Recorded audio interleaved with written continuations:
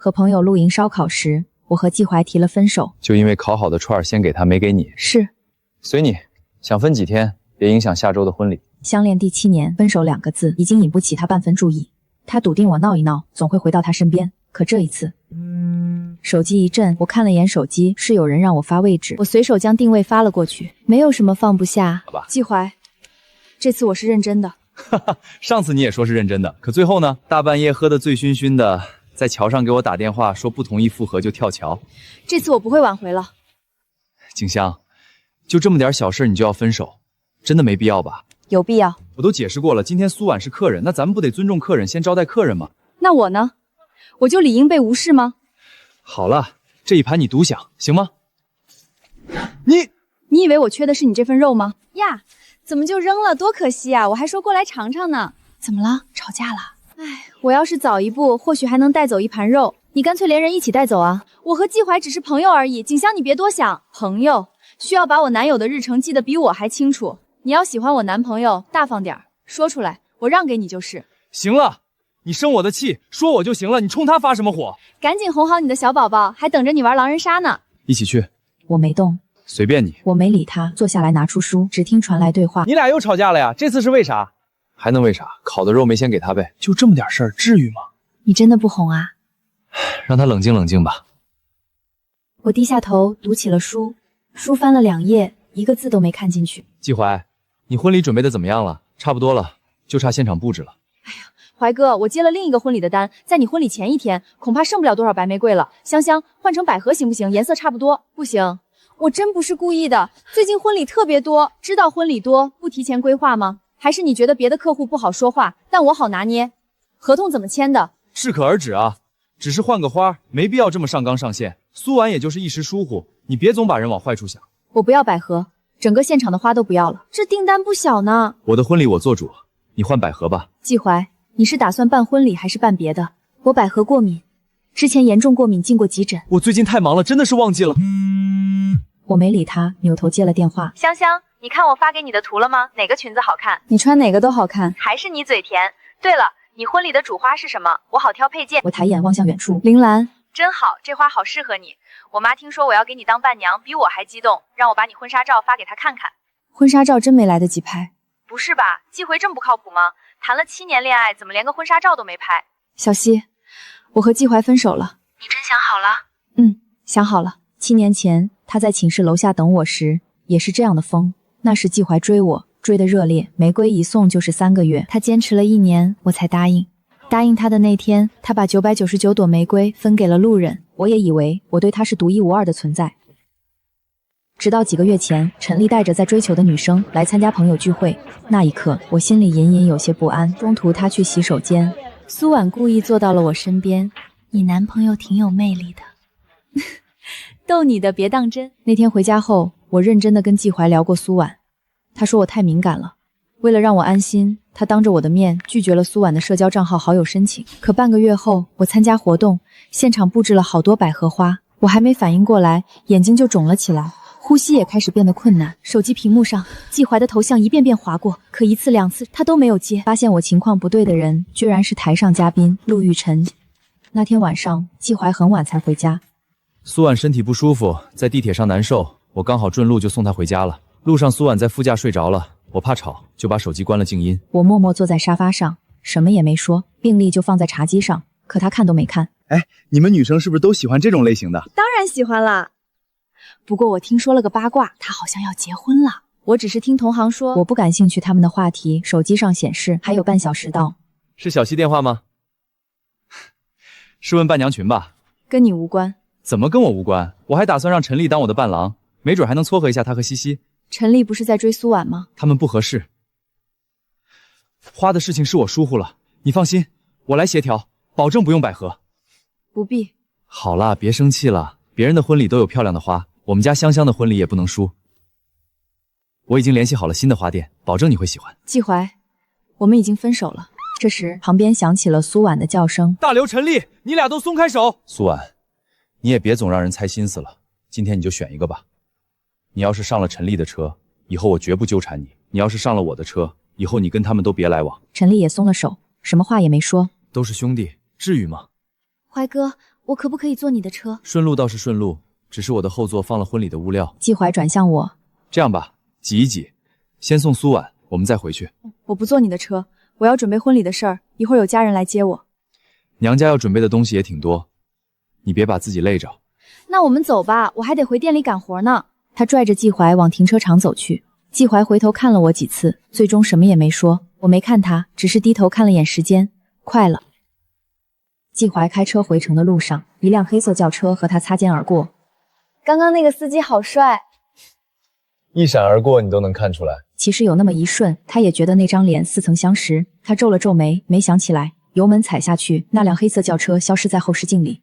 没意思，今天净应付那俩了，我都没玩尽兴。季怀听着笑了一下，没说话。好想喝个酒，放松放松。你爱喝酒啊？我家里有一些。站在家门口，季怀按了按眉心。今天有点累，他深吸了一口气才打开门，总感觉有些不对劲。打开灯的一瞬间，他整个人都僵住了。顶灯惨白的光瞬间照亮了客厅，季怀整个人僵在玄关，他的手指猛地收紧，以为自己走错了楼层。可现在原本拥挤温馨的家，空的能听见他粗重的呼吸声。沙发没了，茶几没了，电视墙上只剩下几个光秃秃的螺丝孔。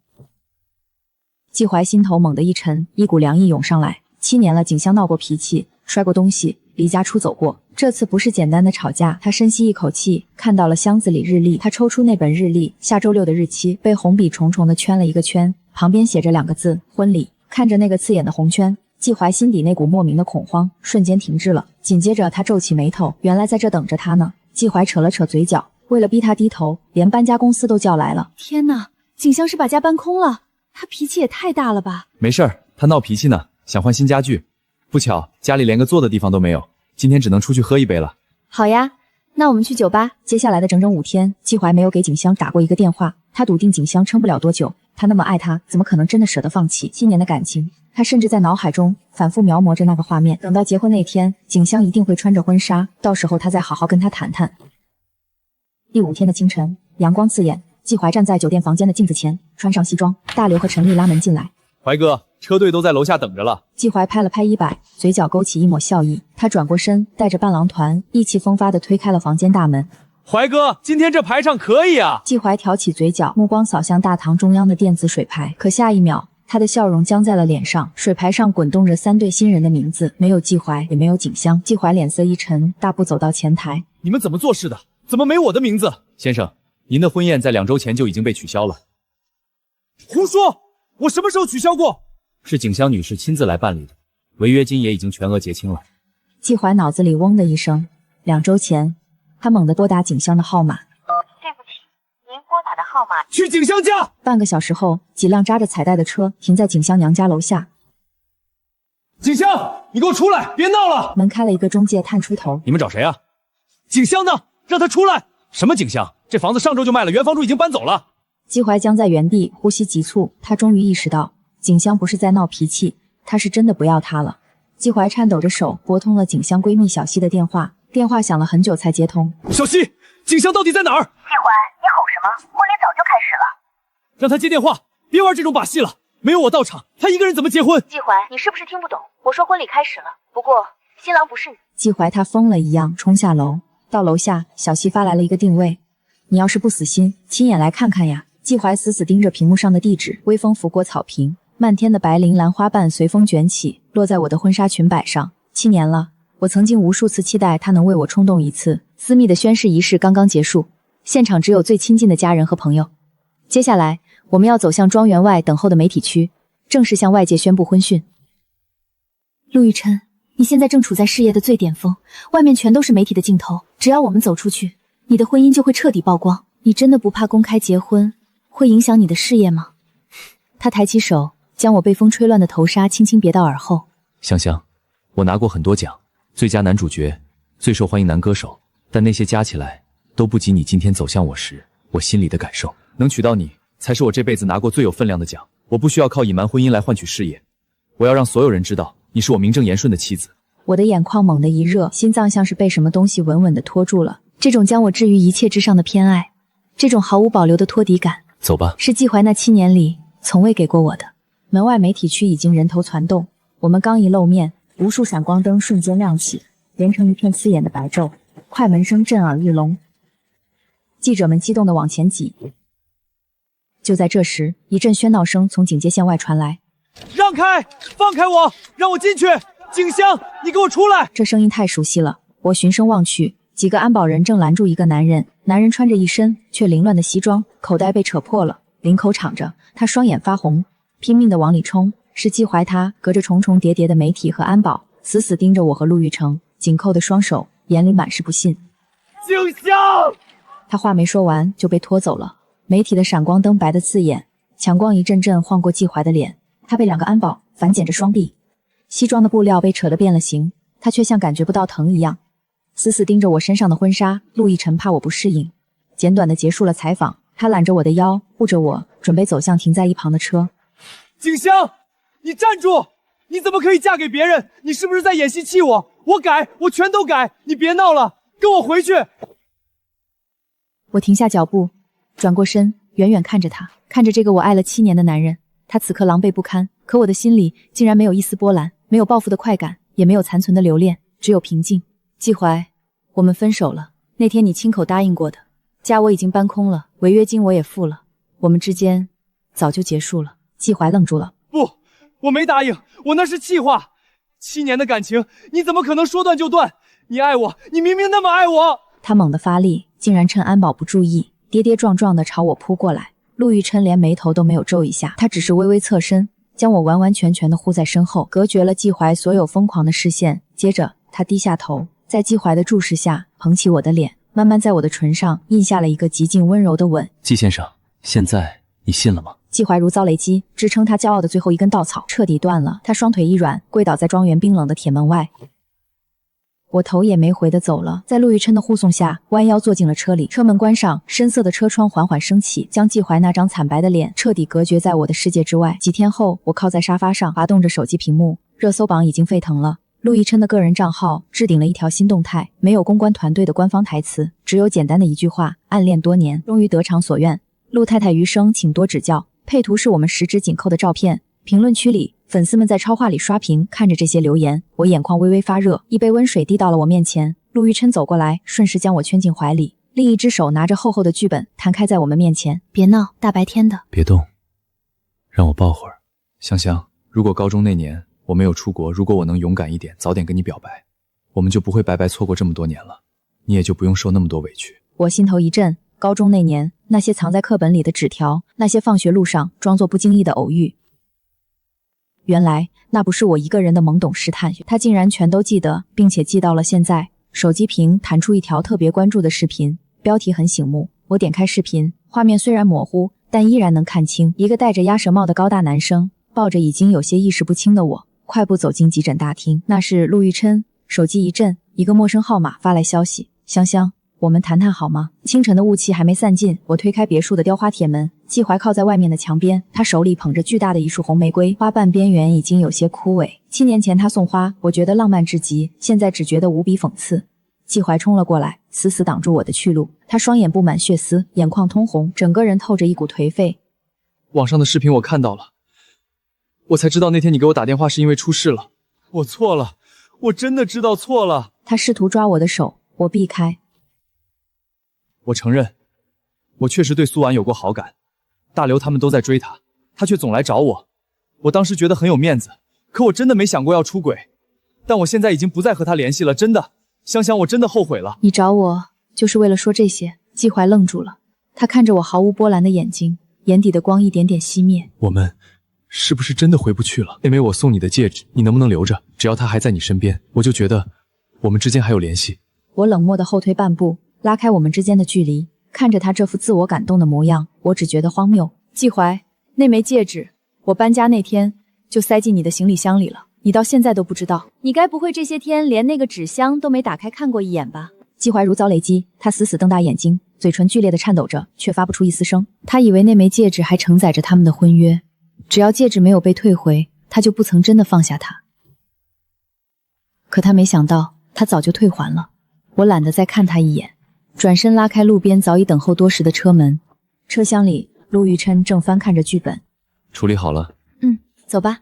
我看到季怀呆立在原地，手里的玫瑰花轰然落地，砸进泥泞里。他猛地捂住脸，在空旷的街头哭了出来。我靠在陆雨琛的肩膀上，闭上眼睛。车子迎着初升的朝阳，把一切过往抛在了身后。新婚第1个月，我几乎没怎么见到陆雨琛，不是因为感情出了问题，而是他太忙了。而我这边也刚接手了一个新的策展项目，忙得脚不沾地。我们的交流方式变成了凌晨2点的一条语音，或者清晨6点的一张自拍。今天要拍一场打戏，可能要吊威马，注意安全，别受伤。放心，家里有人等我回来呢。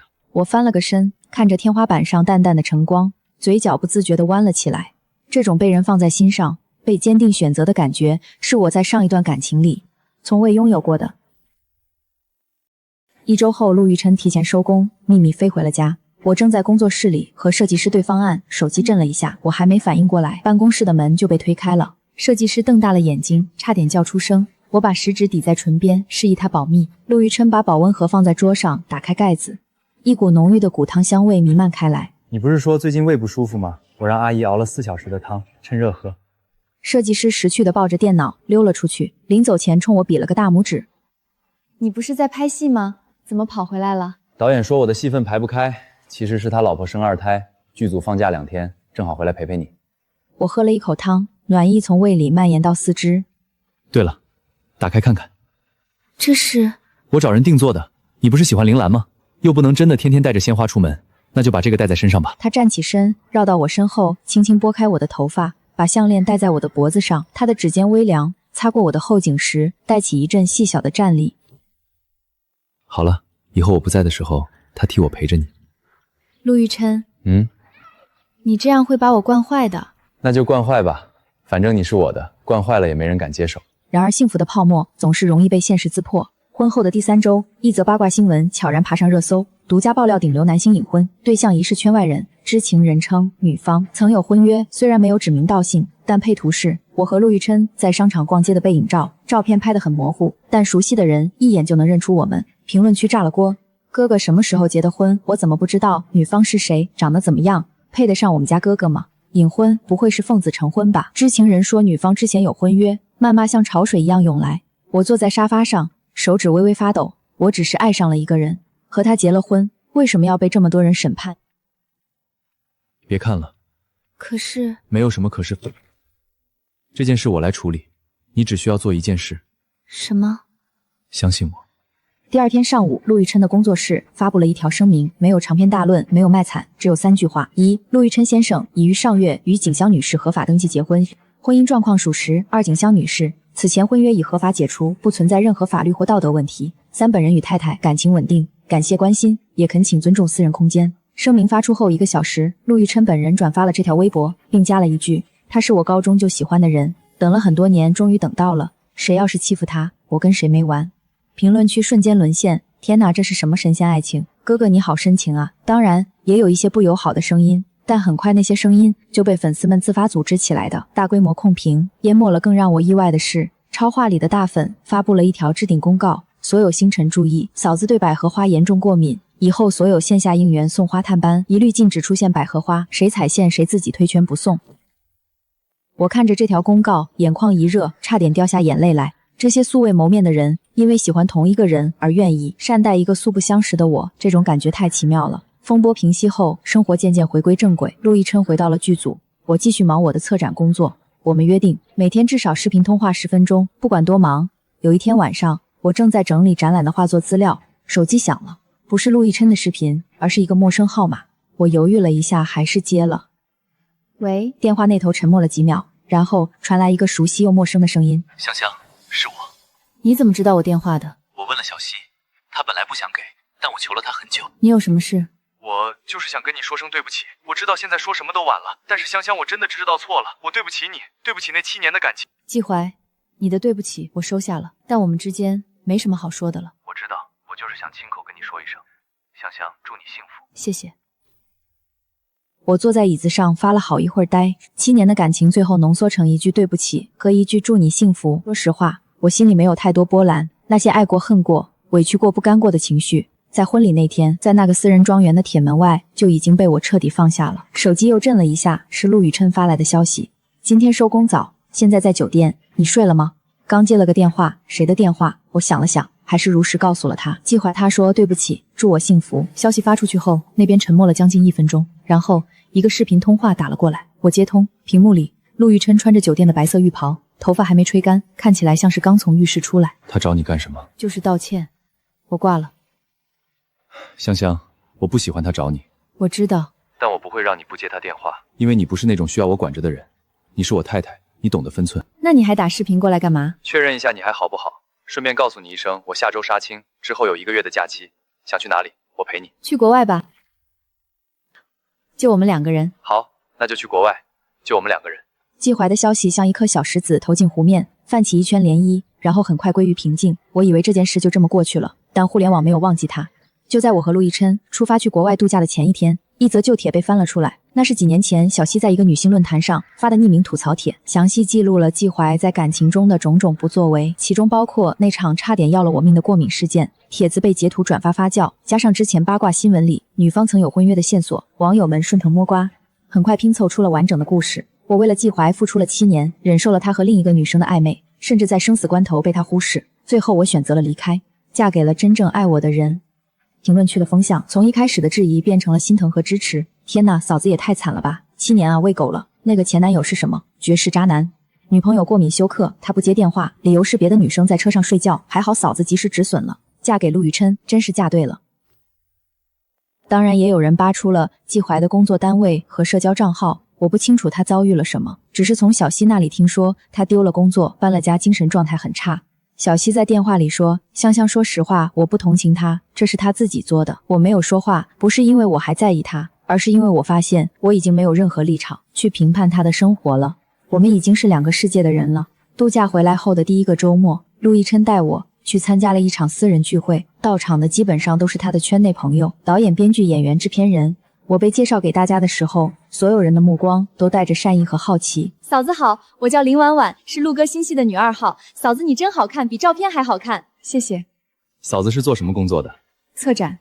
哇，好厉害，难怪气质这么好。陆哥，你从哪里找来的宝藏嫂子？从高中就开始预定了，排队排了10年才轮到。那天晚上，我喝了一点酒，脸颊微微发烫。回家的路上，我靠在陆亦琛的肩头，看着车窗外流动的霓虹灯光，忽然觉得这一切美好的像一场梦。陆亦琛，你以前在国外那几年，有想过我吗？想过，每天都想。那为什么不回来找我？因为那时候我一无所有，一个在国外读书的穷学生，有什么资格回来找你？我想等自己站稳了脚跟，有能力给你更好的生活了，再回来。那如果我没有和季怀分手了，那我就会祝福你，然后一辈子不让你知道我喜欢过你。你是不是傻？是，但是傻人有傻福。你看，我等到了。一转眼，车子就停在了家门口。陆亦琛将手递给了我，我把手递给他。日子一天一天的过。陆亦琛的新戏上映后，票房和口碑双丰收。他在颁奖典礼上拿下了最佳男主角。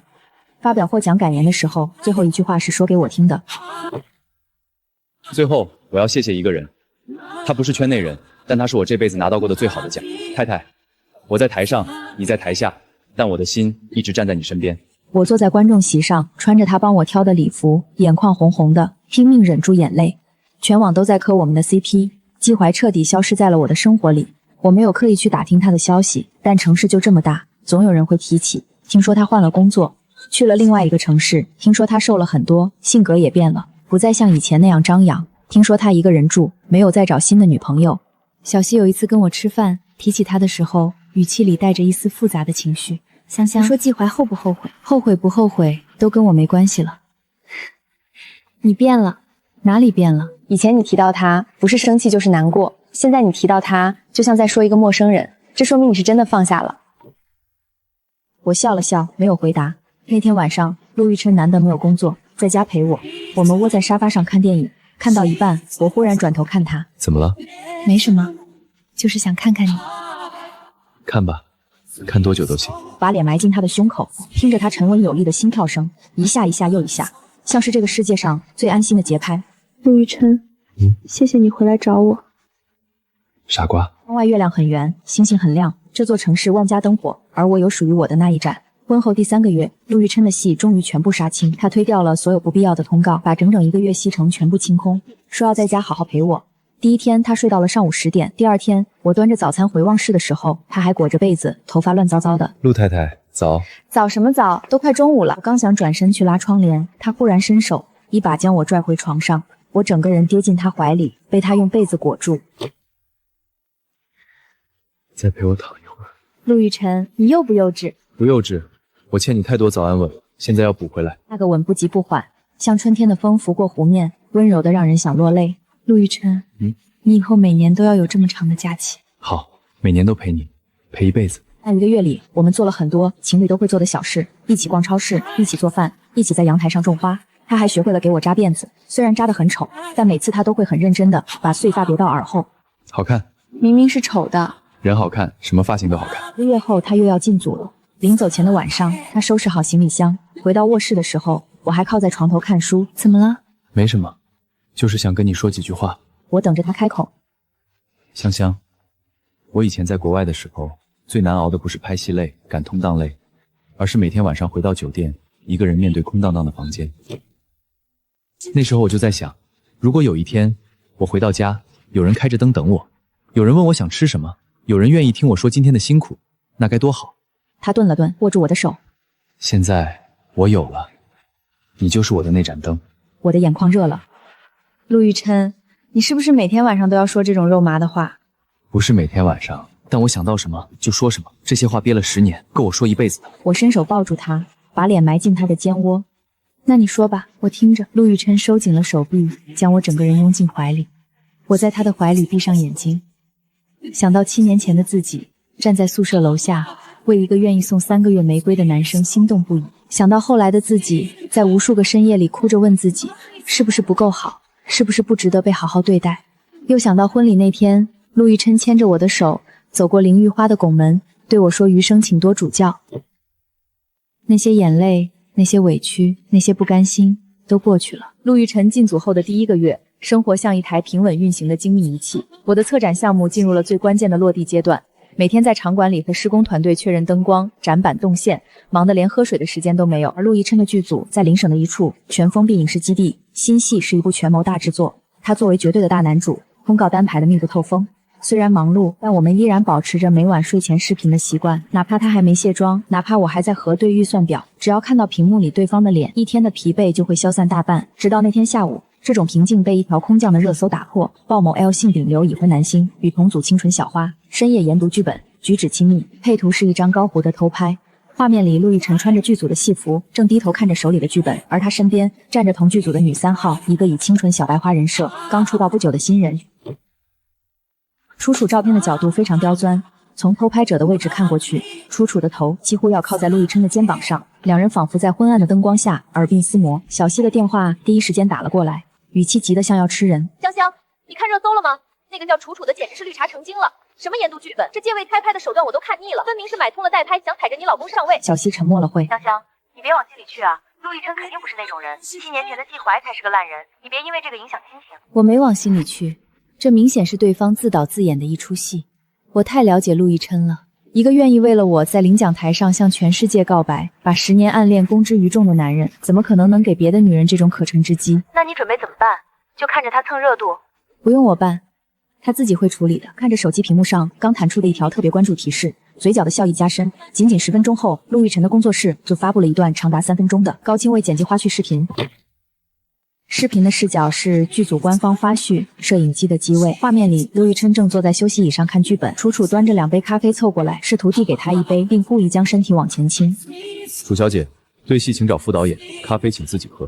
另外，你挡住我的光了。而在他走后不久，那个躲在暗处偷拍的代拍就被陆亦辰的保镖当场揪了出来。工作室的配文极其强硬，拒绝任何形式的恶意借位、造谣与捆绑炒作，已移交律师处理。互联网不是法外之地，令陆先生对除了陆太太以外的所有生物都保持着绝对的安全距离。这场小风波从发酵到平息，甚至没用上2个小时，不仅狠狠打了造谣者的脸，还让全网又结结实实的吃了一口狗粮。晚上视频的时候，陆亦辰刚洗完澡，头发湿漉漉的搭在额前，像一只委屈的大型犬。陆太太，我今天被人碰瓷了，你也不发条微信安慰我一下？我看陆先生处理的游刃有余，哪里需要我安慰？当然需要，别人怎么想我不在乎，我只怕你看了热搜会有1秒钟的不开心。香香，在这个圈子里，诱惑和算计很多，但我向你保证，我永远不会让你经历像过去那种需要去猜、去试探的委屈。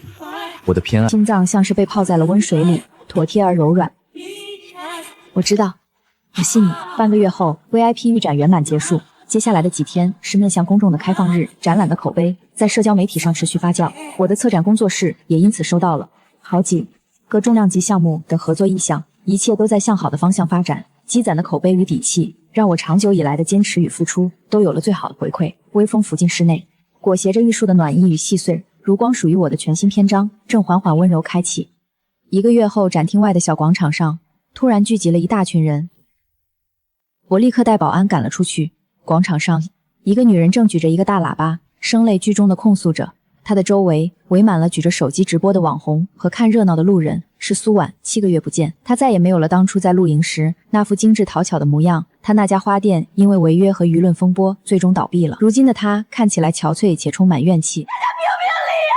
我只是一个普通的创业女孩，就因为半年前一场误会，景香就利用她老公陆玉增的资本和人脉，联合全网网暴我。我的花店破产了，我背了一身债，我连饭都吃不上了。她自己嫁给了大明星，过着锦衣玉食的日子，就要对我们她前男友关系好，所以公报私仇，资本就可以这样践踏普通人的活路吗？资本欺压普通人，永远都是互联网上最容易挑动大众神经的话题。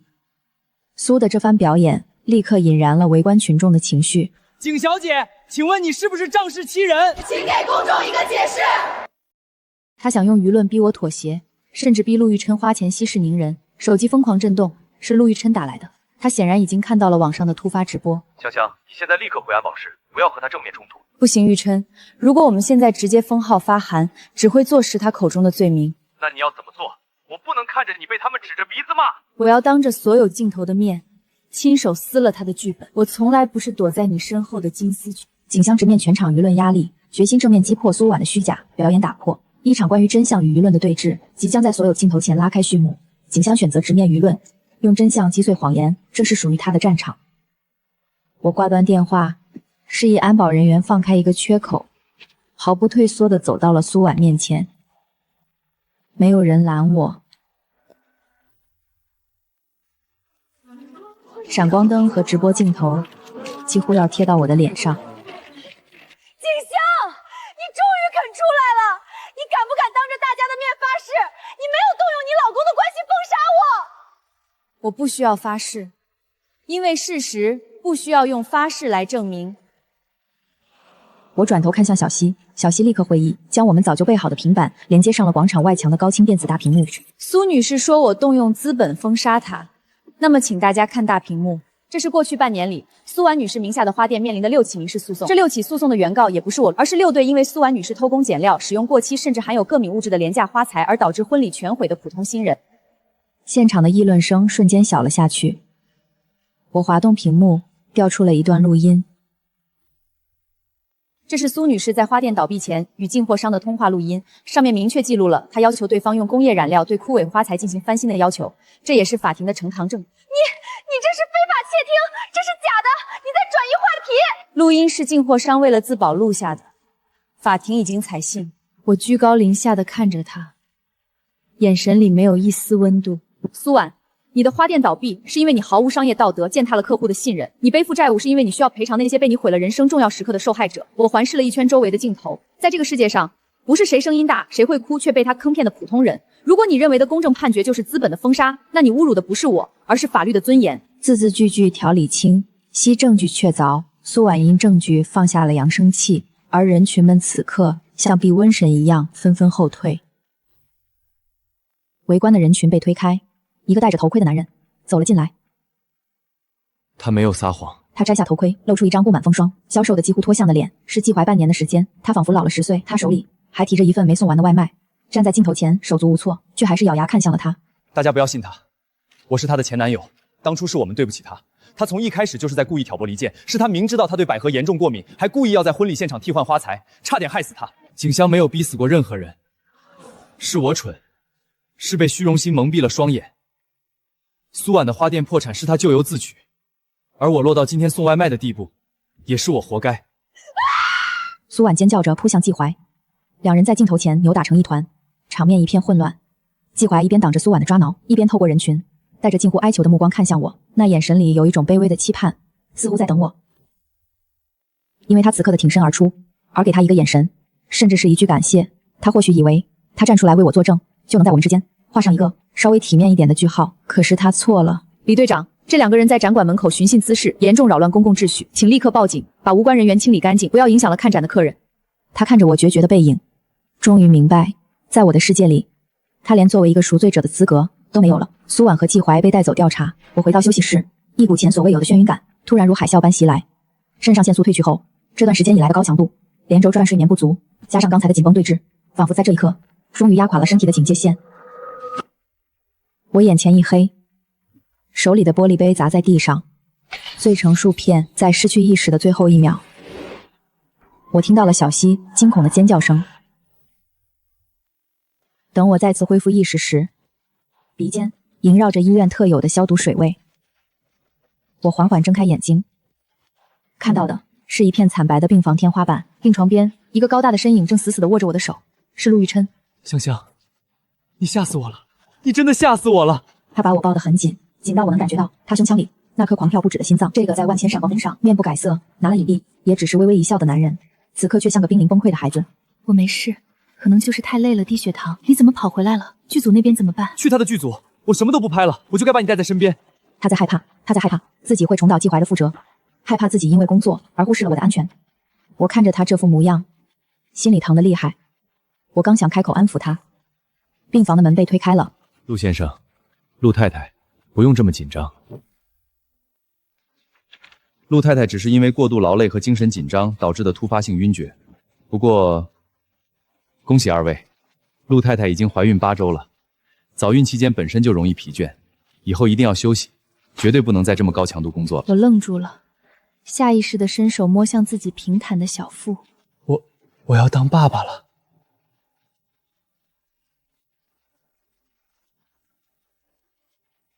是的，陆先生，胎儿目前状况良好，但需要静养。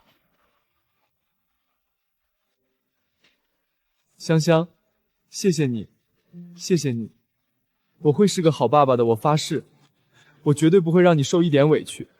傻瓜，我知道你会的。2个月后，国内最具含金量的电影节颁奖典礼现场，全场星光璀璨，万众瞩目。颁奖典礼进入最受注目的最佳男主角颁奖环节，全场屏息以待。获得本届电影节最佳男主角的是陆玉琛。陆玉琛凭借那部大戏毫无悬念地蝉联了最佳男主角，全场瞬间沸腾。当他从容不迫地走上台时，全场的灯光都汇聚在他一个人身上。他接过奖杯，站在麦克风前，全场的目光都聚焦在他身上。台下的媒体立刻举起了长枪短炮，期待着这位顶流影帝的获奖。感言：感谢评委，感谢剧组，感谢所有支持我的影迷。随之他话锋一转，目光精准地越过重重人群，落在了 VIP 席上的我身上。我安静地坐在那里。最后，我有一件私事要向大家宣布。掌声骤然停了一瞬。接下来的大半年，我将暂停一切影视拍摄和商业活动。